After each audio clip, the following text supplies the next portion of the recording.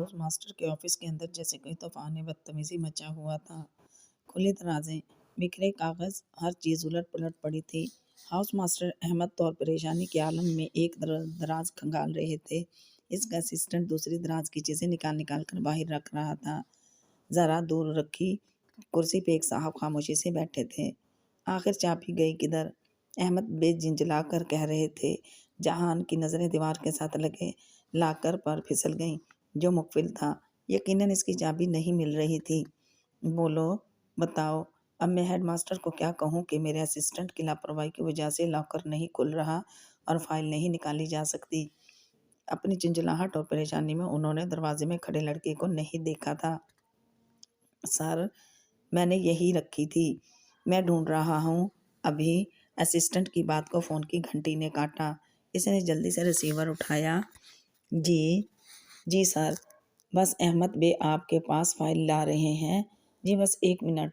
بامشکل اپنی گھبراہٹ پہ قابو پاتے اس نے فون پہ کچھ کہا اور پھر ہاؤس ماسٹر کو دیکھا جن کے سرخ پڑتے چہرے کے تاثرات ناقابل بیان ہو رہے تھے۔ سر، اس نے انگلی کی پشت سے دروازہ بجایا۔ انہوں نے سر اٹھا کر اسے دیکھا جیسے انہیں بھول گیا تھا کہ اسے وہاں کیوں بلایا گیا تھا۔ کرسی پہ بیٹھے صاحب نے بھی گردن پھیر کر اسے دیکھا تھا۔ میں مدد کروں کیا؟ ان کے چہرے پہ الجھن در آئی۔ وہ خاموشی سے آگے آیا اور لاکر کے کی ہول کی انگلی سے چھو کر جیسے کچھ محسوس کیا۔ کمرے میں یکدم خاموشی چھا گئی۔ ساری کھٹر پھٹر متحرک ہاتھ سب ٹھہر گیا۔ اس نے پینٹ کی جیب سے 3 پینیں نکالی، پھر ان میں سے ایک الگ کی اور باقی واپس جیب میں ڈال دیں۔ آگے ہو کر اس نے 2 پن ترچھی کر کے ہول میں ڈالی، پھر گردن اٹھا کر وال کلاک کو دیکھا۔ وہ تینوں نفوس جیسے دم ساتھ اس کو دیکھ رہے تھے۔ وہ نچلا لب دانت سے دبائے اپنے ہاتھ کو مخصوص سمتوں میں اوپر نیچے کر رہا تھا جیسے موسیقی کا کوئی ردم ہو۔ چند لمحے سر کے اور کلک کی آواز کے ساتھ لاک کھل گیا۔ اس نے پھر گردن موڑ کر وال کلاک کو دیکھا۔ 1 منٹ اور رہ گیا، سیکنڈ لگے تھے۔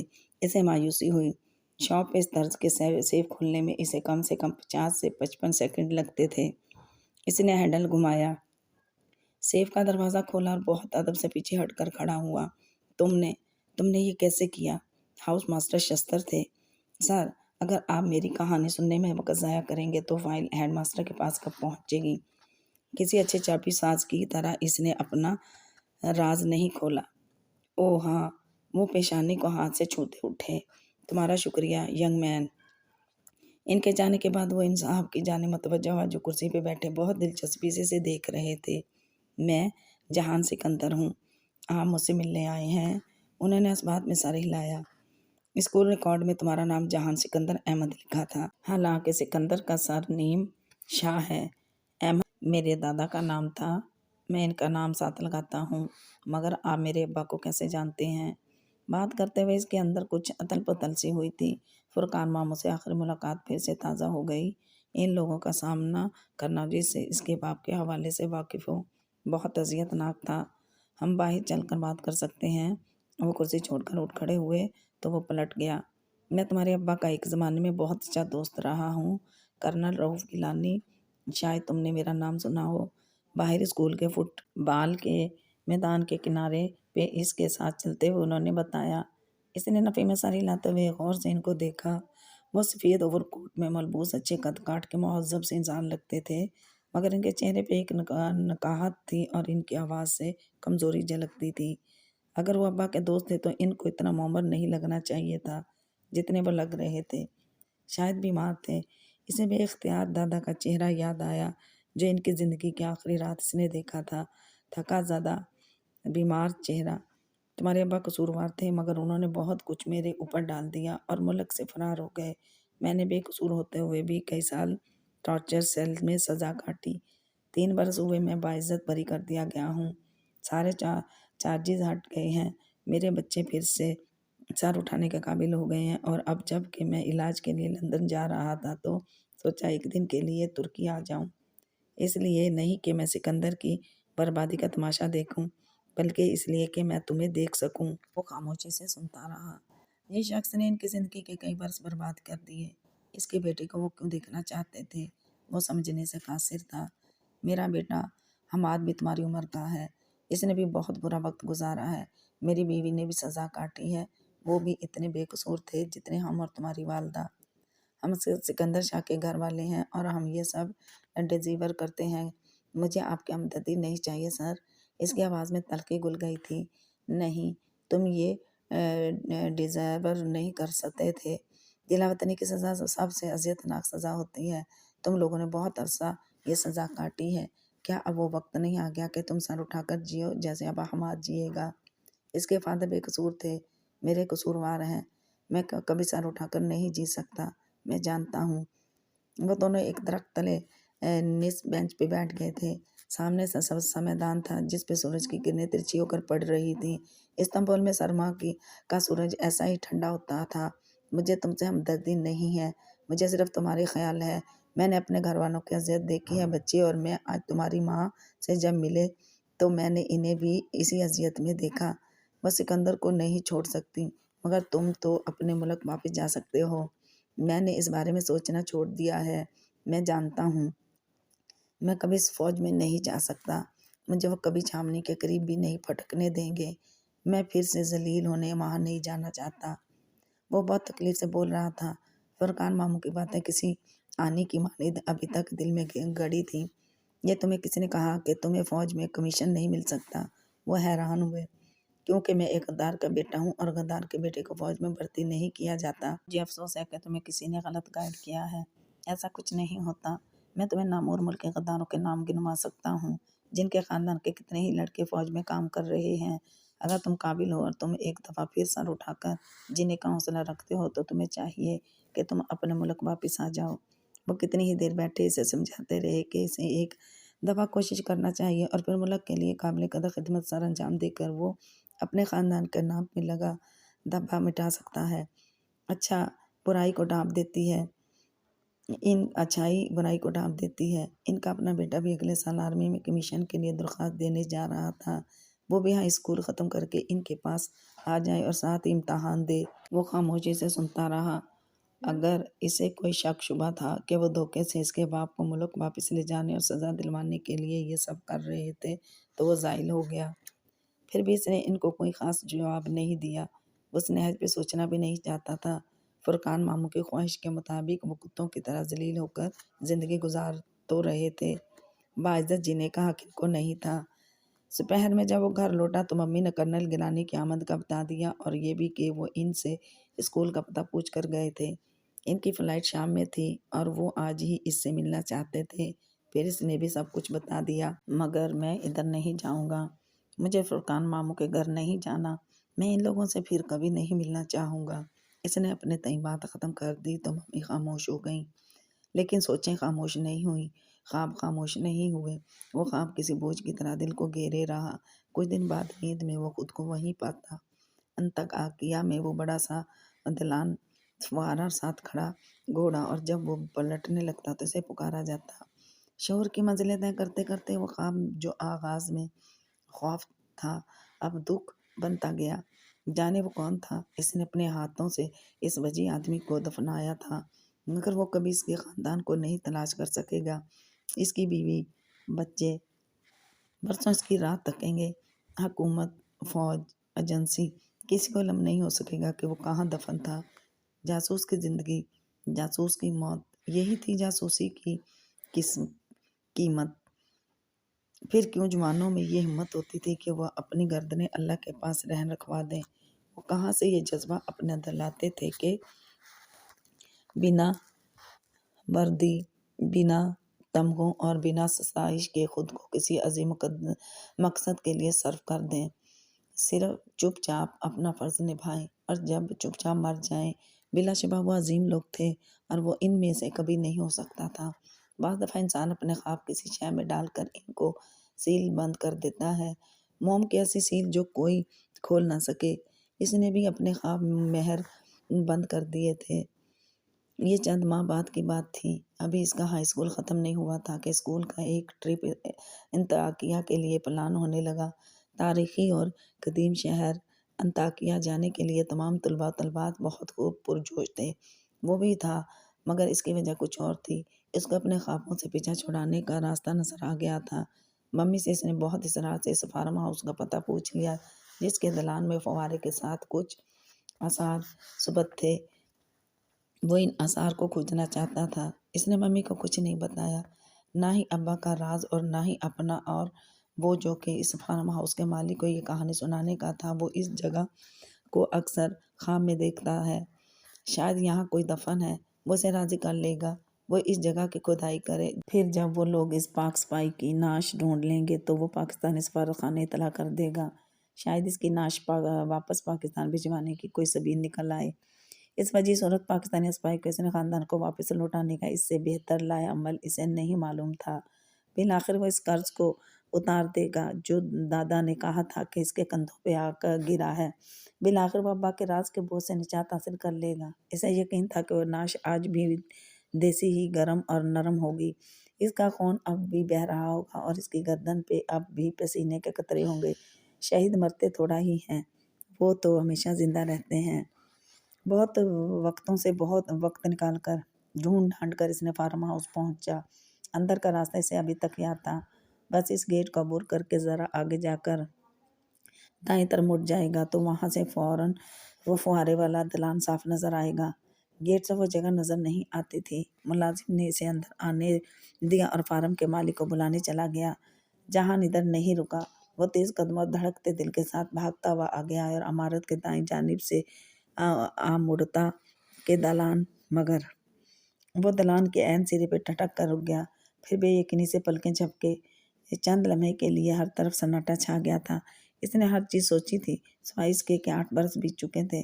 سامنے جہاں پہلے کچی مٹی کا وسیع احاطہ اور درمیان میں فوارہ تھا، اب وہاں ایک گہرا اور خوب لمبا چوڑا سا تالاب تھا۔ وہ بے دم سا گھٹنوں کے بل زمین پہ آ گرا۔ تالاب، اتنا بڑا تالاب، اس کو تعمیر کرنے کے لیے تو کئی فٹ نیچے تک زمین کھودنی پڑی ہوگی، تو کھدائی کے دوران اس نعش کا کیا بنا ہوگا؟ آپ کو یقیناً خواب میں ایسا کچھ نظر آتا ہوگا، مگر یقین کریں 4 سال پہلے اس پوری جگہ کی کھدائی میرے سامنے ہوئی تھی۔ میں ایک دن بھی مزدوروں کے سر سے نہیں ہٹا اور ہم نے بہت نیچے تک زمین کھودی تھی، یہاں سے کچھ نہیں ملا تھا۔ انسانی لاش تو دور کی بات، کپڑوں کا ٹکڑا بھی نہیں ملا۔ جب فارم کا مالک آیا تو اس کی کہانی سن کر بہت وثوق سے بتانے لگا۔ اس کے لہجے رنگوں سے سچائی جھلک رہی تھی۔ ہاں، صرف ایک بات تھی۔ وہ کہتے کہتے ذرا رکا اور پھر جیسے یاد کر کے بولا، اس جگہ کی مٹی بہت اچھی تھی، اس سے عجیب سی خوشبو آتی تھی، ایسی خوشبو جو ہم نے کبھی نہیں سونگھی تھی۔ اس کی وجہ میں شاید کبھی معلوم نہ کر سکوں۔ بہت سے آنسو اس نے اپنے اندر اتارے تھے۔ وہ خوشبو کی وجہ جانتا تھا، مگر وہ یہ نہیں جانتا تھا وہ پاک اسپائی کی نعش کہاں گئی۔ مگر یہ تو طے تھا کہ اس زندگی میں وہ کبھی نہیں جان پائے گا، اور طے یہ بھی تھا کہ اس نے اس پاک اسپائی کو ہمیشہ کے لیے کھو دیا ہے۔ اس واقعے نے اسے ایک بات سمجھا دی تھی۔ وہ جو سمجھتا تھا کہ جاسوس لابارس خاموشی سے مر جاتا ہے تو وہ غلط تھا۔ اللہ بہت غیرت والا ہے، کسی کا احسان نہیں رکھتا۔ جو آدمی اس کے لیے جان دے دے وہ اسے لاوارث چھوڑ دے گا، اس کو اپنی زمین میں باعزت جگہ بھی نہیں دے گا۔ یہ نہیں ہو سکتا تھا، یہ نہیں ہوتا تھا۔ اس روز اسے شدت سے فرقان ماموں کی باتیں یاد آئیں، مگر آج ان باتوں کی تکلیف پہلے سے کہیں زیادہ محسوس ہوئی تھی۔ وہ کہتے تھے، تم ذلیل ہو گئے، تم خوار ہو گئے، تم کبھی سر اٹھا کر نہیں جی سکو گے، تم کتوں کسی ذلیل زندگی گزار دو گے۔ مگر اب بالآخر اس کے خوابوں پہ لگی موم کی مہر پگھل گئی تھی۔ سارے خواب پھر سے لفافے سے باہر آ گئے تھے۔ نہیں، وہ ان کی باتوں کو درست ثابت نہیں ہونے دے گا۔ وہ واپس جائے گا اور وہ بہت محنت کرے گا۔ وہ اپنے ملک سے وفاداری کا عہد نبھائے گا۔ یوں مفروم مجرموں کی طرح ایک دوسرے ملک میں ساری زندگی چھپ کر نہیں گزار دے گا۔ اس نے کوئی جرم نہیں کیا تھا، وہ سر اٹھا کر کیوں نہیں جی سکتا؟ نہیں، وہ کتوں کسی ذلیل سوار زندگی نہیں جیے گا۔ وہ حشر کے بڑے دن اپنے دادا کو کیا چہرہ دکھائے گا؟ اسے سرخرو ہونے کے لیے وہی نوکری کرنی تھی جو اس کے باپ نے کی، مگر اسے اپنے خاندان اور دادا کے نام پر سے ذلت کا دبا اتارنے کے لیے وہ نہیں کرنا تھا جو اس کے باپ نے کیا۔ اس کو یہ ثابت کرنا تھا کہ اچھائی برائی کو رفع کر دیتی ہے، اور وہ یہ سب کر کے دکھائے گا۔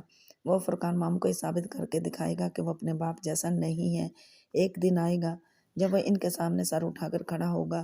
اس دن سرخرو ہو جائے گا، اس کی ماں اور دوسرا سر خرو ہو جائیں گے اور دادا سرخرو ہو جائیں گے۔ اپنے تمام تر عزم و ہمت کے باوجود ایک بات طے تھی، اگر وہ پاکستان جائے گا تو کرنل گیلانی کے پاس جائے گا یا کسی اور کے پاس، یا فٹ پاتھ پہ رات بسر کر لے گا، مگر ماموں کے گھر نہیں جائے گا۔ تم نے ہمارا ساتھ نہیں دیا، اب جب تمہیں مدد چاہیے ہو تو ہمارے پاس مت آنا، ہمارا دروازہ مت کھٹکھٹانا، لیکن مجھے یقین ہے کہ تم بہت جلد پچھتاوؤں کے شکار ہو کر ہمارے دروازے پر ضرور آؤ گے۔ یہی کہا تھا نا انہوں نے۔ اب اس کی عزت اسی میں تھی کہ وہ ماموں کی طرف نہ جائے، اس کے لیے یہ عزت نفس کا مسئلہ تھا، مگر ممی یہ سب کسی اور وجہ سے چاہتی تھی۔ میں ہمیشہ سے چاہتی تھی کہ تم بھی فوج میں جاؤ، اور میں تمہارے اس فیصلے سے بہت خوش ہوں، مگر میں نہیں چاہتی کہ تمہارے ماموں اس بارے میں کچھ جانیں۔ میں اپنے بھائیوں کو اچھی طرح جانتی ہوں، وہ اس چیز کو اپنی شکست سمجھتے ہیں، وہ ہر ممکن کوشش کریں گے کہ تمہیں کامیاب نہ ہونے دیں، تم ان کے سہارے کے بغیر کچھ بن جاؤ، اور سب سے بڑی بات، آرمی میں کوئی عہدہ پالو، وہ یہ کبھی برداشت نہیں کریں گے، وہ تمہارے خلاف ہو کر تمہیں اپسیٹ کر دیں گے، پھر ہم اسے راز کیسے رکھیں گے؟ اس کی بات پہ ممی مسکرائی تھیں۔ کم آن جہان، تمہیں راز رکھنے آتے ہیں، مگر انہیں پتہ چل جائے گا ممی، دیکھو ایک نہ ایک دن ان کو پتہ تو لگنا ہی ہے، مگر تب تک تمہیں اس قابل ہو جانا چاہیے کہ تم ان کے سامنے سر اٹھا کر کھڑے ہو سکو۔ ویسے بھی ہر سال سینکڑوں کیڈٹ بھرتی ہوتے ہیں، تمہارے ماموں کو کیا معلوم کہ ان کے نام کیا ہے اور وہ کون ہے؟ اس نے اس بات میں سے گردن ہلا دی۔ یہ اتنا مشکل بھی نہیں تھا جتنا وہ پہلے سمجھ رہا تھا۔ ہمارا استنبول میں کوئی رشتہ دار نہیں ہے، ہلکا احباب بھی تھوڑا سا ہے، میں سب کو کہہ دوں گی کہ تم انقرہ گئے ہو، وہاں کالج میں داخلہ لے لیا ہے۔ نہیں، انقرہ میں سب لوگ عمران کے غزنز پڑھتے ہیں، وہ میرے ہم عمر ہیں، انقرہ کہا تو پول کھل جائے گا، یونان ٹھیک رہے گا۔ ممی نے نم مسکراتی آنکھوں سے اسے دیکھا تھا۔ ہاں، تمہیں راز رکھنے آتے ہیں۔ ممی کے بقول ماموں کے آس پاس خاندان میں دور دور تک کوئی فوج میں نہ تھا، وہ سب کاروباری لوگ تھے۔ ان کے حلقہ احباب میں اگر کوئی آرمی فیملی تھی بھی تو سکندر شاہ کے مشہور زمانہ کیس کے بعد فرقان ماموں وغیرہ اب ایسے دوستوں سے اعتزاز برتنے تھے۔ کرنل گیلانی ویسے بھی لاہور میں رہائش پذیر تھے، یوں جب وہ پاکستان گیا تو اسے اپنے ماموں کے شہر میں نہیں جانا پڑا تھا۔ ان سب احتیاطی تدابیر کے باوجود اسے علم تھا کہ جلد یا بدیر فرقان ماموں جان لیں گے کہ وہ ادھر ہی ہے، اور اس وقت کا سوچ کر وہ خوف زدہ ہو جاتا تھا۔ ممی کے سامنے وہ ہمیشہ یہی ظاہر کرتا تھا کہ وہ یہ سب اپنی انا کے لیے کر رہا ہے۔ یہ بھی ایک وجہ تھی، اس کی عزت نفس بلا شبہ بہت مجروح ہوئی تھی، مگر یہ بھی ایک حقیقت تھی کہ وہ اپنے ماموں کے سامنے خود کو بہت کمزور محسوس کرتا تھا۔ وہ واقعی ان کے سامنے سر نہیں اٹھا سکتا تھا۔ اسے یہی خوف تھا کہ وہ اسے اس کے باپ کا طعنہ دیں گے اور وہ ایک دفعہ پھر ٹوٹ جائے گا۔ رؤف گیلانی بہت اچھے اور دھیمے مزاج کے حامل انسان تھے، وہ ان کی بہت قدر کرتا تھا۔ اس کے باپ کی ساری زیادتیاں نظر انداز کر کے انہوں نے اسے اپنے گھر جگہ دی اور پھر ہر موقع پہ اس کی مدد کی۔ صرف مالی مدد وہ ان سے نہیں لیتا تھا، مگر اخلاقی طور پہ وہ ہمیشہ اس کا سہارا بنے رہے۔ وہ اور حماد اکٹھے کیڈٹ بھرتی ہوئے تھے اور ترقی کی منازل انہوں نے اکٹھے طے کی تھیں۔ وہ سکندر شاہ غدار کا بیٹا ہے، یہ بات کبھی بھی اس کے لیے تازیانہ نہیں بنائی گئی۔ اب رؤف گیلانی ان کی بیگم ارسلا، حماد اور اس کی چھوٹی بہن نور العین یعنی اس کے لیے دوسری فیملی کی طرح تھے۔ چھامنی میں عمومی طور پر آپ کے اپنے کردار اور اعمال کو آپ کو کی پہچان کا ذریعہ سمجھا جاتا تھا، نہ کہ آپ کے پرکھوں کے کردار اور اعمال کو۔ اس نے اپنا نام جہان ایس احمد لکھنا شروع کر دیا۔ زیادہ تر وہ اپنے سر نیم احمد کے ساتھ ہی پکارا جاتا تھا، مگر جب کبھی پورا نام لکھنا یا بتانا ہوتا وہ جہان سکندر احمد ہی لکھا اور بتایا کرتا۔ کرنل گیلانی کہتے تھے، مسلمان اپنی زندگی میں اپنے باپ کے نام سے ہی پکارا جاتا ہے، اور باپ کا نام اسے کبھی اپنے نام کے آگے سے ہٹانا نہیں چاہیے، چاہے باپ جیسا بھی ہو۔ بہت عرصے بعد اس نے بالآخر اپنے احساس کمتری کو دبا لیا تھا۔ رشتے ختم نہیں کر سکا تھا، ختم کرنے کے اور دبانے میں چیلنج جتنا فرق تھا، اور یہی فرق اس کی ذات میں ایک خلیج چھوڑ گیا تھا۔ وہ چلا گیا تو ممی نے مصلحتاً ماموں سے ٹیلی فون تک رابطہ استوار کر لیا، تاکہ اگر کبھی وہ یہ خبر جان لیں تو ممی کو معلوم ہو جائے۔ اور ایک دفعہ فرقان ماموں نے باتوں باتوں میں کہہ بھی دیا کہ کسی نے اس استفسار کیا تھا کہ کرنل سکندر کا بیٹا لاہور میں پوسٹڈ ہے، تو جواباً ماموں نے بہت فخر سے بتایا کہ وہ ذلت و شرمندگی کے مارے سکندر شاہ کا خاندان کبھی بھی پاکستان کا رخ نہیں کرے گا۔ آخر کار نامہ بھی تو خاصا شرمناک سر انجام دیا تھا انہوں نے، وہ کوئی اور جہان ہوگا۔ ممی خاموش ہو گئیں، پھر انہوں نے ماموں کو یہی کہا کہ وہ کوئی اور ہی ہوگا۔ ماموں کے ذہن میں ایک غلط تصور قائم تھا کہ غدار کا بیٹا فوج میں کبھی بھرتی نہیں ہو سکتا، اس لیے انہوں نے اس معاملے کی کبھی چھان پھٹک نہیں کی۔ شاید کچھ عرصہ بعد وہ جان بھی لیتے، مگر تب تک اس کا تبادلہ وہاں ہو گیا جہاں کبھی کوشش کرنے سے بھی پوسٹ نہیں ملتی، اور جو خود کو خفیہ والوں میں شامل کروانے کی رتی بھر بھی کوشش نہ کرے وہ وہاں بھیج دیا جاتا ہے۔ اب اس جاب کی ضرورت تھی کہ وہ اپنا سوشل سرکل محدود رکھے، منہ بند اور آنکھیں دکان اور کان کھلے رکھے، اور اپنے کام کو بھی خفیہ رکھے۔ بالآخر وہ 25 برس کی عمر میں 6 ماہ کی ٹریننگ کے 4 ماہ 10 دن میں مکمل کر کے ایک ایجنٹ بننے جا رہا تھا، پاکستانی جاسوس، جس کا وہ ہمیشہ خواب دیکھا کرتا تھا۔ اب اسے امید تھی کہ شاید وہ برسوں دیکھا جانے والا خواب اسے دکھائی دینا بند ہو جائے، گو کہ اس کی شدت میں کمی آ چکی تھی، مگر بہرحال وہ اب بھی اس کے ماضی کا آصف بن کر ان کے ساتھ تھا۔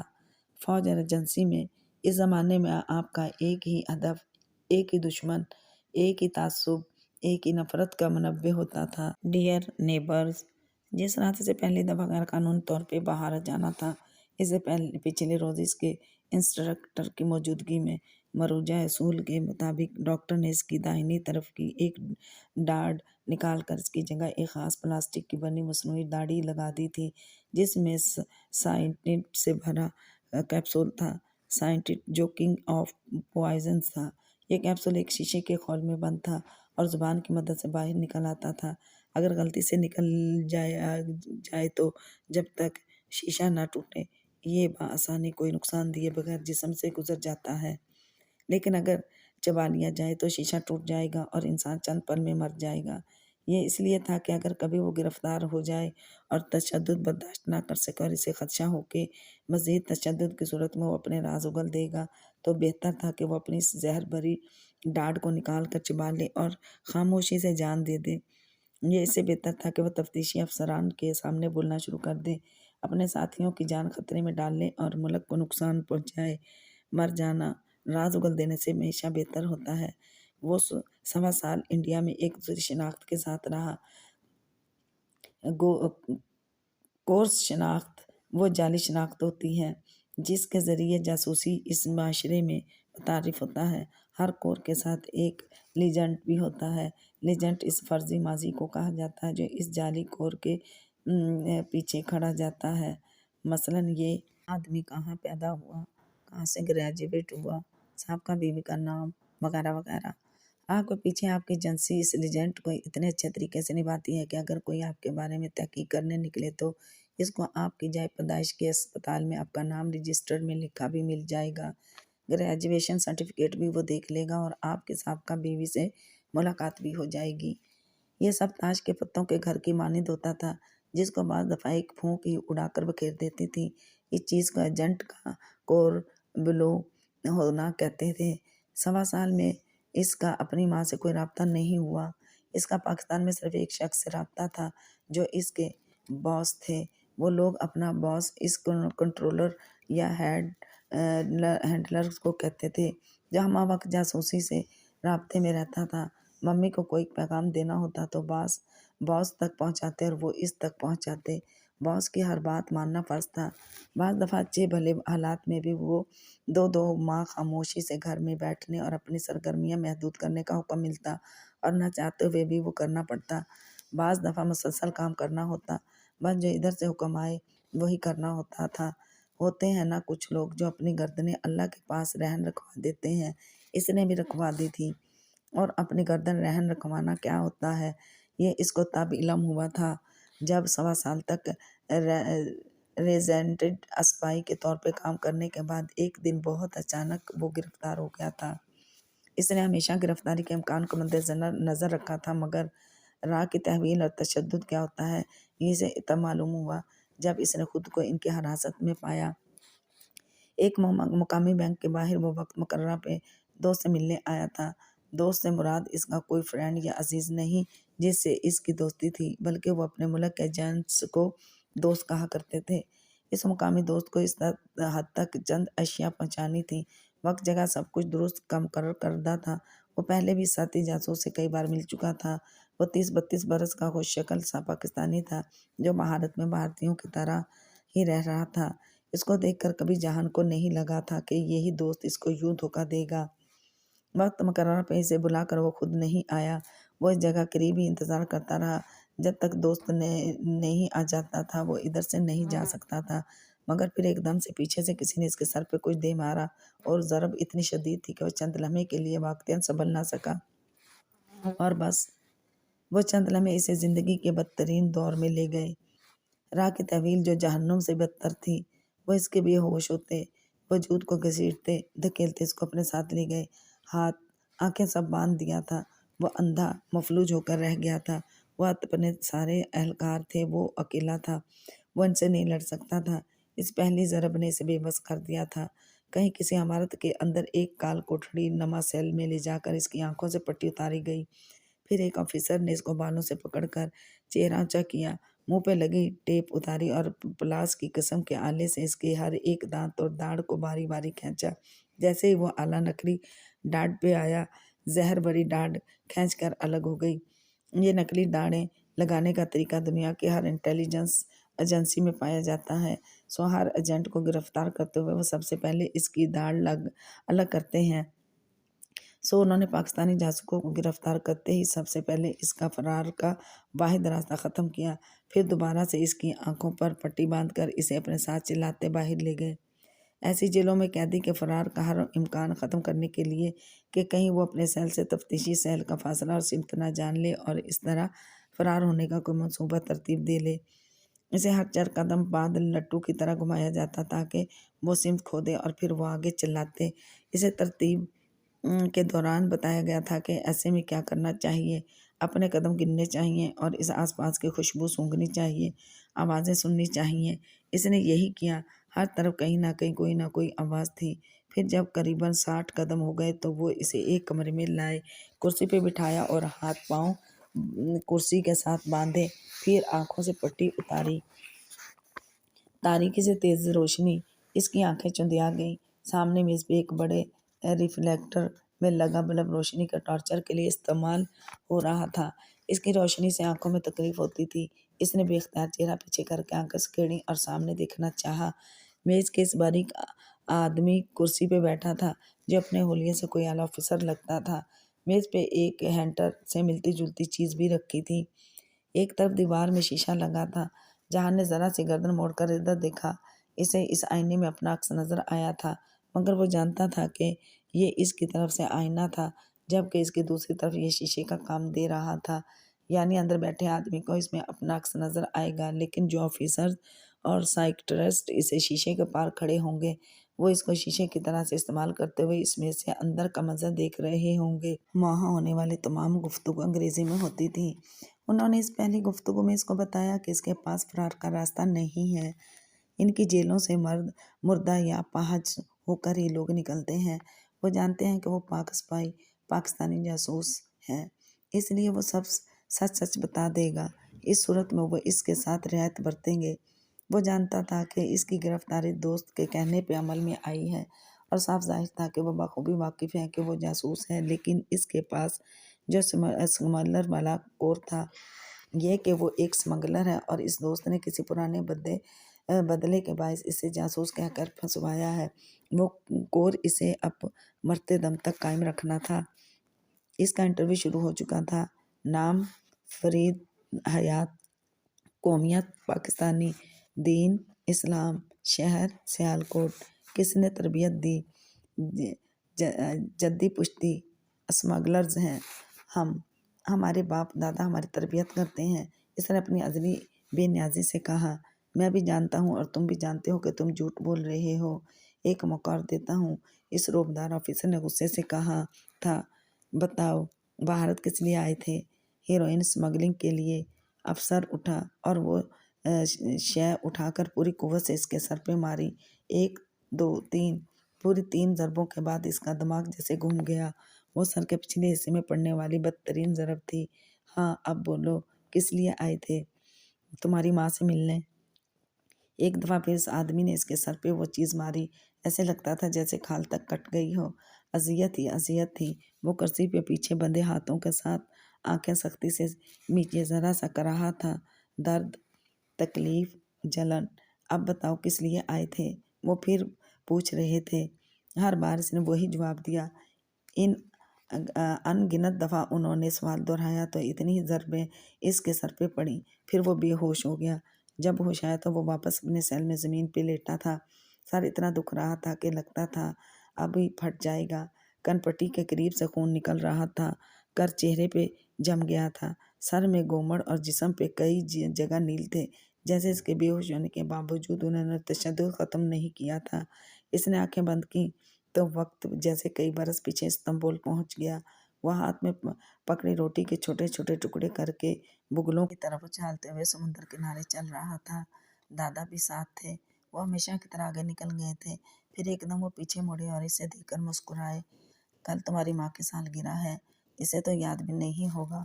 ہر وقت کاموں میں جو الجھی رہتی ہے، یوں کرتے ہیں اس کے لیے کوئی تحفہ لے جاتے ہیں۔ ٹھیک۔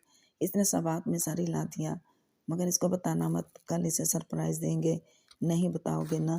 پھر رک کر انہوں نے مسکراتے ہوئے پوچھا، کیا تمہیں راز رکھنے آتے ہیں جہان نے آنکھیں کھولیں۔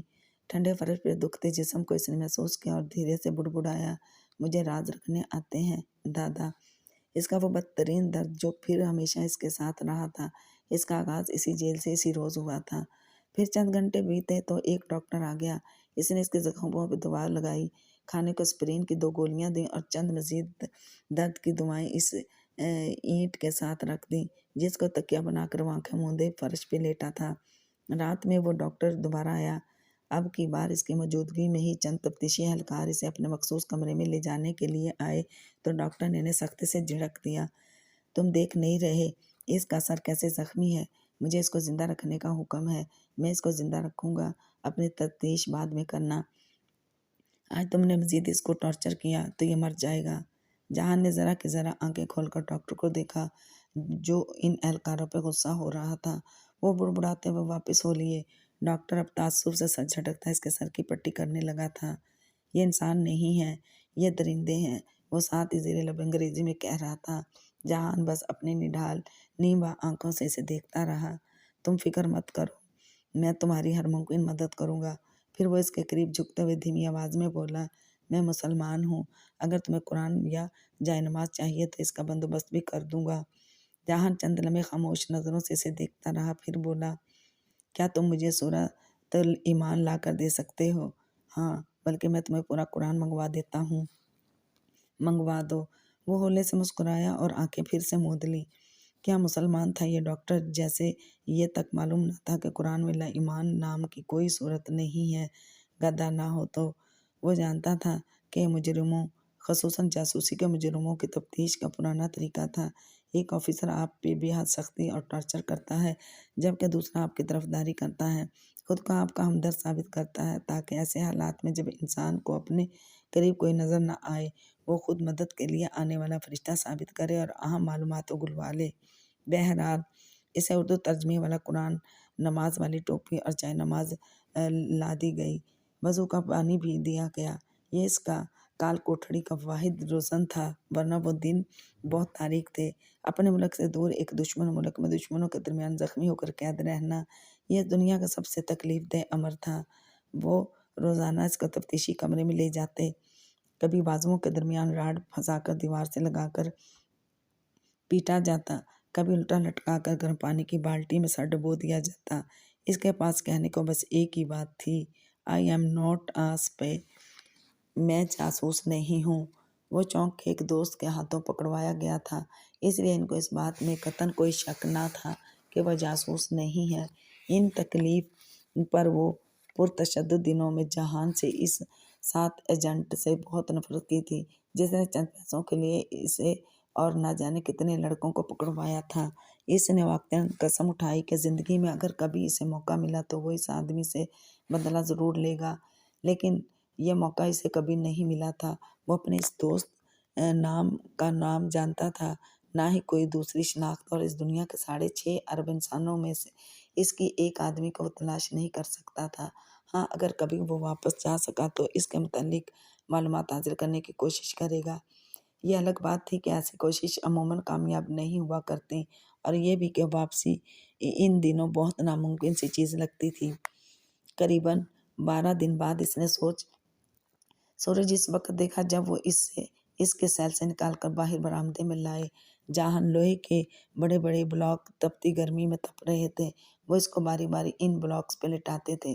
جلن، آگ، تپش، جلنے سے زیادہ بڑا عذاب بھی کوئی ہو سکتا ہے بھلا؟ اس کی انا اور مردانگی کو گوارا نہ تھا کہ ان لوگوں کے سامنے اس کے لبوں سے اف تک نکلے، مگر بعض اوقات کراہنے اور درد بلبلا اٹھنے سے وہ خود کو روک نہیں پاتا تھا۔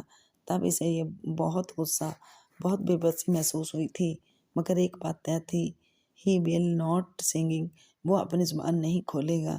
پھر وہ اندھیروں دن اور رات اس کے اندر سے ہر چیز آہستہ آہستہ نکلنے لگی۔ اپنی ذات کا وقار اور عزت نفس تو وہ کھو چکا تھا۔ پھر جب ہر روز وہ اسے بے پناہ تشدد کر کے نیم جاں حالت میں سیل کے تخت فرش پہ پھینک کر چلے جاتے تو اندر موجود ہر جذبہ فرش کی گرمی میں بھسم ہونے لگتا۔ جیل جانے سے قبل وہ اتنا تلخ اور بے حس نہیں تھا۔ زندگی اور زندگی کی تمام تر نرمی اس کے اندر موجود تھی، مگر ان تاریک دنوں نے اس ہر چیز اپنے اندر جذب کر لی۔ وہ دن اور رات کا حساب نہ کر پاتا۔ آہستہ آہستہ رات دن برابر ہو گئے۔ اس نے وقت کا حساب مکمل طور پہ کھو دیا۔ جب کھانا آتا تو معلوم ہوتا کہ رات ہو گئی ہے۔ کھانے کی پلیٹ جو پہرے دار دروازے کی دراز سے جان بوجھ کر یوں ترچھا کر کے تھماتا کہ اس کے پکڑتے پکڑتے پلیٹ زمین پہ گر جاتی۔ اسے گندی زمین سے سالن اٹھا کر کھانا پڑتا، جس کو چباتے ہوئے بھی اندر ریت اور پتھر محسوس ہوتے۔ جب کبھی پاکستان یا انڈیا کا میچ لگا ہوتا تو پہرے دار کمنٹری سنتے ہوئے زور زور سے پاکستان محمد علی جناح مسلمانوں کو گالیاں دیتے، ایسے ایسے الفاظ سے انہیں نوازتے کہ اس کا خون کھول اٹھتا، مگر وہ اپنی جگہ سے ایک انچ نہیں ہلتا۔ زندگی، خواہشات، امیدیں، امنگیں، اس کے اندر سب کچھ مر گیا تھا۔ ساری دنیا اور اس کی ہر چیز من گڑھت فسانہ تھی۔ اگر کہیں حقیقت تھی تو وہ یہ تنگ تاریک خلیج سا سیل تھا۔ وہ اس روز بھی فرش پہ لیٹا چھت کو خالی خالی نگاہوں سے تک رہا تھا۔ اسے ممی یاد آ رہی تھی۔ وہ ہر روز رات کو سونے سے پہلے سوچتی ہوں گی کہ ان کا بیٹا کہاں ہے۔ وہ ان سے ہر عرصے سے رابطے میں نہیں تھا، مگر اب تک تو شاید ان کو علم ہو گیا ہوگا کہ وہ زیر حراست ہے۔ کیا وہ پھر بھی ان سے دوبارہ مل سکے گا؟ کیا وہ پھر کبھی پاکستان کو دیکھ سکے گا؟ اسے سوچنا چاہتا ہر طرف محیط اندھیرا نظر آیا۔ وہ جانتا تھا کہ وہ کبھی عدالت میں پیش نہیں کیا جائے گا، نہ ہی اس کا ملک کبھی اسے تسلیم کرے گا۔ کوئی ملک اپنے جاسوس کو تسلیم نہیں کرتا، مگر یہ اس کا اپنا انتخاب تھا۔ اس نے خود یہ زندگی چنی تھی، اور اس تمام اذیت کے باوجود وہ جانتا تھا کہ اگر اسے 10 زندگیاں دی جائیں تب بھی وہ یہی جاب چنے گا۔ اسے اپنے کام سے محبت تھی، وہ پچھتا نہیں رہا تھا، مگر وہ یہ ضرور سوچتا تھا کہ اس پاکستانی جاسوس کے گھر والوں نے نہ جانے کتنا عرصہ اس کا انتظار کیا ہوگا، جس کو اس نے اپنے ہاتھوں سے دفنا دیا تھا، لیکن اسے لاوارث نہیں چھوڑا گیا تھا۔ اس کی نعش کی بے رحمتی اللہ کی زمین نے نہیں ہونے دی تھی۔ تب اس کی صرف یہی خواہش تھی کہ اسے بھی لاوارث نہ چھوڑا جائے۔ پچھلی رات بھی پہرے داروں نے سیل میں 2 سپولیے چھوڑ دیے تھے، جنہیں اس نے ہاتھ میں پکڑ کر اپنے جوتے کی نوک سے مارا تھا۔ اگر کل کو اس کے سوتے ہوئے وہ اس کو مار دیں اور اس کی لاش کو دریا میں بہا دیں، تب وہ کچھ نہیں کر سکتا تھا۔ اسے نہ نام چاہیے تھا، نہ شہرت، نہ ستائش، اسے بس ایک عزت دار جنازہ چاہیے تھا۔ وہ بہت اذیتناک روز و شب تھے۔ اسی وقت جب وہ سوچوں میں غلطاں تھا، پہرے دار اس کے سیل میں لا کر کسی کو پھینک گئے تھے۔ اس نے آنکھیں کھول کر گردن ذرا سی موڑ کر دیکھا۔ وہ ایک کم عمر لڑکی تھی جو بے تحاشا رو رہی تھی۔ اس نے پاکستانی طرز کی شلوار قمیض پہن رکھی تھی اور وہ دوپٹہ پھٹا ہوا تھا، چوٹی سے الجھے ہوئے بال نکل رہے تھے۔ اس کے حلیے سے لگ رہا تھا اسے شدید ظلم و تشدد کا نشانہ بنایا گیا ہے۔ کون ہو تم؟ وہ بولا تو اس کی آواز دھیمی تھی۔ وہ اسی طرح لیٹے ہوئے گردن ذرا سی موڑے سے دیکھ رہا تھا۔ میں نے کچھ نہیں کیا، ہم پوری فیملی کرکٹ میچ دیکھنے آئے تھے، انہوں نے ہمیں جانے نہیں دیا، یہ کہتے ہیں ہم پاکستانی جاسوس ہیں۔ وہ روتے روتے اسے اپنے بارے میں بتانے لگی۔ اسے 20 دن ہو گئے تھے ان لوگوں کی قید میں اور وہ بہت دکھی تھی۔ وہ چپ چاپ اس کی روداد سنتا رہا۔ ابھی وہ بول ہی رہی تھی کہ سپاہی دوبارہ آئے اور اسے کھینچتے گھسیٹتے ہوئے باہر لے جانے لگے۔ وہ اختیار خوف سے روتی چلاتی جہان کو دیکھ کر سے مدد کے لیے بلاتی رہی۔ جہان نے گردن واپس موڑ کر آنکھیں بند کر لی۔ وہ کچھ نہیں کر سکتا تھا۔ 3 دن تک روز رات کو اس لڑکی کو لے جاتے۔ ٹارچر سیل قریب ہی تھا۔ وہاں سے اس کی دردناک چیخیں، آہیں، سسکیاں یہاں تک کہ صاف سنائی دیتی۔ صبح کے قریب وہ اسے سیل میں واپس پھینک جاتے، اس حالت میں کہ وہ مزید زخمی ہوتی اور مزید رو رہی ہوتی۔ تیسری صبح وہ اٹھے، اپنے درد کو بھلائے۔ اس نے پانی کے برتن سے ایک گلاس بھرا اور اس کے قریب لے کر آیا۔ وہ بند آنکھوں سے نڈھال سی کرا رہی تھی۔ اس نے اس لڑکی کی آنکھوں کو دیکھا تو ایک دم جیسے کوئی یاد ہر سو چھانے لگی۔ فریہ ابکان رضا، خوبصورت اور طرح دار فریہ۔ وہ ایک روز ان کے گھر گیا تو اس نے لاؤنج میں بیٹھی فریہ کو آئینہ پکڑے موچنے سے اپنی بھوؤں کو تراشتے دیکھا تھا۔ علی کرامت کی ممی اپنی بہوؤں کو نہیں تراشتی تھی۔ ان کے ابرو قدرتی تھے مگر اچھے لگتے۔ آپ کیوں مسز فریہ کی طرح اپنی آئی برو کو شیپ نہیں دیتی؟ اس نے ان سے پوچھ ہی لیا تو وہ ہنس کر بولی، اللہ تعالیٰ کی بنائی ہوئی چیزیں اپنی مرضی سے رد و بدل نہیں کرتے بیٹا، اللہ تعالیٰ کو یہ اچھا نہیں لگے گا۔ وہ اس نیم بے ہوش پڑی لڑکی کی بھویں دیکھ رہا تھا۔ بالکل فریہ کی طرح کمان کی شکل میں بنی ابرو بہت صاف تھی۔ اگر وہ ایک سیاہ سے زیر حراست تھی تو ابھی تک ابرو کی شیپ خراب کیوں نہیں ہوئی تھی؟ کیسے جیل میں ابرو تراش ملا کرتا تھا؟ لعنت ہے! اس نے گلاس پورا کا پورا اس کے چہرے پہ انڈیلا اور اٹھ کر واپس اپنی جگہ پہ آ گیا۔ وہ کرا کر رہ گئی مگر زیادہ حرکت نہیں کی۔ ایسے سٹول بے چین اکثر جیل میں مطلوبہ ملزم کے ساتھ ڈالے جاتے تھے تاکہ وہ اپنے اوپر ہونے والے مظالم کی داستان اور اپنی چیخیں سنا کر ملزم کو ڈرا سکے اور وہ اپنی زبان کھول دے یا کم از کم اس کی ہمدردی لے کر وہ سٹول پیجین اس کے بارے میں کچھ جان سکے۔ وہ اب دن رات اپنے فرار کے متعلق سوچا کرتا تھا۔ وہ جیل اتنے زیادہ پیروں میں بند تھی کہ وہاں سے بھاگنا ناممکن تھا۔ کرے تو کیا کرے؟ وہ اسے پولی گراف ٹیسٹ پہ لے گئے تھے اور اس کو تربیت کے دوران اس مشین کو دھوکہ دینا سکھایا گیا تھا، سو وہ اس کو نہیں توڑ سکے۔ لیکن اسے خوف تھا کہ مخصوص انجیکشن دے کر وہ اس سے بہت کچھ گلوا لیں گے، پھر اس کی ایجنسی اس کا کبھی تباہ نہیں کرے گی۔ ماں یہی کہا جائے گا وہ غدار کا بیٹا تھا، وہ باپ جیسا ہی نکلا، کیا کرے، کدھر جائے؟ پھر کئی دن بعد ایک روز وہ اسے سیل سے نکال کر ایک مختلف کمرے میں لے آئے جہاں الیکٹرک شاکس کا انتظام تھا۔ بجلی کے جھٹکے لینے کا مطلب تھا ساری عمر صحت کے مختلف مسائل کا شکار ہو کر وہ فوج کے لیے نکارہ ہو جائے۔ اس نے سوچنے میں بس 1 منٹ لگایا۔ Okay I am a spy. اس نے دونوں ہاتھ اٹھا کر اعتراف کر لیا۔ مجھے شاکس مت دو، میں سب بتاتا ہوں۔ تفتیشی ٹیم دوبارہ بیٹھی، ریکارڈنگ کا انتظام ہوا، سوال و جواب اور بیان دوبارہ لیے گئے۔ اس نے اپنے سوچے سمجھے منصوبے کے مطابق ان کو بتانا شروع کیا کہ وہ سویلین جاسوس ہے۔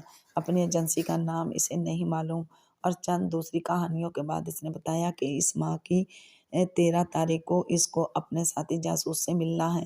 وہ ان کو وہاں لے جائے گا تاکہ وہ اس ساتھی کو گرفتار کر لیں اور اس کے ساتھ رعایت برتیں۔ وہ جانتا تھا کہ اس جیل سے وہ نہیں بھاگ سکتا۔ ہاں، کھلی فضا میں شاید یہ ممکن ہو۔ اس نے کہا کہ اگر 13 تاریخ کو وہ نہیں آیا تو پھر 1 یا 2 ہفتے بعد اس جگہ پہ وہ دوبارہ آئے گا۔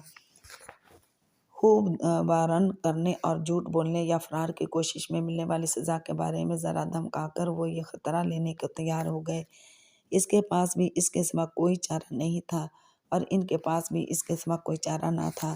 وہ انہیں ایک پرہجوم جگہ پہ لے آیا مگر وہاں اتنی سیکورٹی اور مکمل انتظامات تھے کہ ادھر سے فرار ہونا کسی اسپائڈ زمین کے لیے تو ممکن تھا مگر انسان کے لیے نہیں۔ اس نے وہاں ادھر ادھر ٹہلتے ہوئے بہت دفعہ کوشش کی کہ کہیں کوئی جھول مل جائے مگر یہ ناممکن تھا۔ وہ چپ چاپ واپس آ گیا۔ اگلے ہفتے وہ پہلے سے زیادہ سیکورٹی کے ساتھ اسی جگہ پہ لے جایا گیا۔ اس کا کوئی دوست ادھر نہیں آنا تھا سو کوئی نہ آیا۔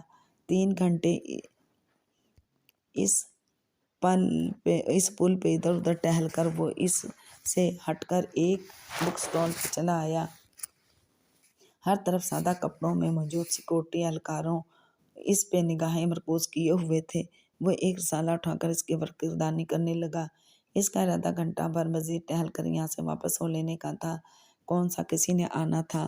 اب اتنی گرمی میں وہ کیوں خوار ہوتا رہے؟ رسالہ رکھ کر وہ مڑنے ہی لگا تھا کہ شاپ سے نکلتی 3 لڑکیاں ہنستی باتیں کرتی یوں ایک دم اس کے سامنے آئیں کہ وہ ان سے ٹکرا گیا۔ اوہ! جس لڑکی سے وہ ٹکرایا تھا وہ ایک دم اتنی بکھلائی کہ اس کی کتابیں اور فائل نیچے جا گریں۔ وہ جلدی جلدی معذرت کرتا اس کی کتابیں اٹھانے لگا۔ وہ کالج یونیفارم میں ملبوس لڑکیاں تھیں جس سے وہ ٹکرایا تھا۔ اس نے سر پہ دوپٹہ لے رکھا تھا۔ سفید دوپٹے کا حالے میں چمکتا چہرہ بہت معصوم، بہت گھبرایا ہوا لگ رہا تھا۔ جہان کے ساتھ جھک کر اس نے اپنی فائل اٹھائی اور کچھ اس طرح سے اٹھائی کہ اس پہ لکھے الفاظ واضح ہو گئے۔ وہ بہت کوشش سے اپنی حیرانی ظاہر کیے بغیر اٹھا۔ دل ایک دم زور سے دھڑکنے لگا تھا۔ لڑکیاں جلدی جلدی اپنی چیزیں سنبھال کر واپس مڑ گئیں۔ وہ خود کو پرسکون رکھتے ہوئے پھر سے بک ریک کی طرف متوجہ ہو گیا۔ ایک کتاب اٹھا کر اس نے چہرے کے سامنے تان لی تاکہ اس کے تاثرات اس کے نگرانوں سے چھپ سکیں۔ اس لڑکی کی فائل پہ ایک آفیسر کا نام، رینک اور اس کی تفتیشی ٹیم میں شمولیت کا دن لکھا تھا۔ ساتھ میں پہچان کے لیے جان کا اپنا کوڈ نمبر اور اس کے کوڈ نیم کا مخفف بھی لکھا تھا، ARP، اگینٹ روز پیٹل۔ اس میں اور گلاب کی پنکھڑی میں کوئی مماثلت نہیں تھی، بس یہ ایک کوڈ نیم تھا جسے عموماً ہوا کرتے تھے۔ شاید جس نے الاٹ کیا تھا اس کے سامنے اس وقت روز پیٹل ٹیشو کا ڈبہ رکھا ہو۔ بہرحال اس لڑکی کی فائل پہ لکھے یہ الفاظ پہچان کے لیے کافی تھے۔ اس نے کتاب واپس رکھتے ہوئے سرسری سے انداز میں دکان کے شیشے کے دروازے کو دیکھا جہاں دور مخالف سمت جاتی 3 لڑکیوں کا عکس نمایاں تھا۔ اسی پل فائل والی لڑکی نے گردن ذرا موڑ کر سے دیکھا۔ اس کی آنکھوں میں ایک مسکراہٹ تھی۔ مرہ جمیلہ، خوبصورت عورت۔ اگلے ہی لمحے مرہ جمیلہ واپس پلٹ گئی۔ وہ تینوں لڑکیاں بس پوائنٹ کی طرف بڑھ رہی تھیں۔ وہ سب کچھ اتنے عام سے انداز میں ہوا تھا کہ ان درجنوں نگرانوں نے بھی کچھ محسوس نہیں کیا۔ 1 گھنٹے بعد وہ واپس چلے آئے۔ اب اس کے پاس مزید 1 ہفتے کا وقت تھا۔ اگلے ہفتے اس کو آخری دفعہ ان لوگوں کو اسی جگہ پہ لے کر جانا تھا۔ اس کے تعاون کے پیش نظر ہفتے 10 دن اس پہ تشدد نہیں کیا گیا تھا۔ کھانا بھی قدرے بہتر مل رہا تھا۔ شاید وہ سمجھے کہ اگر وہ راز اگل دے تو وہ اس کو چھوڑ دیں گے۔ حالانکہ وہ جانتا تھا کہ تب بھی وہ مارا جائے گا، مگر اب اسے امید تھی اسے لاوارث نہیں چھوڑا گیا تھا۔ اسے بس اس آفیسر کا انتظار کرنا تھا جو چند دن میں ادھر آ جائے گا اور فرار میں اس کی مدد کرے گا۔ اور پھر ایک روز وہ آفیسر اس کی تفتیش پہ تعینات ہو ہی گیا۔ اس کو امید تھی کہ وہ اس کی مدد کرے گا، مگر اس نے اس پر تفتیش اور تشدد کے پہاڑ توڑ ڈالے۔ وہ اس پہ چلاتا تھا، اس کو گالیاں دیتا تھا اور بہت ظلم کیا کرتا تھا، جیسے اس قیدی کی زبان کھلوانا اس کے کیریئر کا مسئلہ تھا۔ وہ اس آفیسر کے بارے میں شش و پنج میں مبتلا ہو گیا۔ ہو سکتا ہے وہ لڑکی بھی انہی بھارتیوں کی بھیجی گئی ہو تاکہ وہ اس آفیسر کو اپنا ہمدرد خیال کر کے اس سے دل کی بات کر بیٹھے۔